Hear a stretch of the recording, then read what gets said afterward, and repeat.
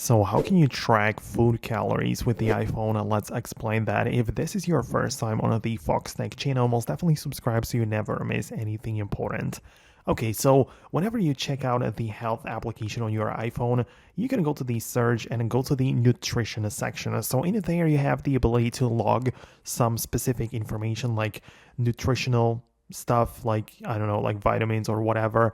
Obviously, I'm only showing you like the technical side of this. I'm not like giving out any advice whatsoever, but you can find it in here, and it's all like you can just log it through the health app. However, specifically for calories, we do not really have that in the health app, and that's why a lot of people, and actually all people tracking their calories, and need to get an application which is most likely going to be the MyFitnessPal, which obviously I'm not like affiliated with them or anything, but it's the best application which many people use, right? You've got most of the foods in it there, so it just works out fine. But you need to use this kind of application to just get inside, like log in your food, scan the barcodes, or even take a photo of your food and just log the calories for that.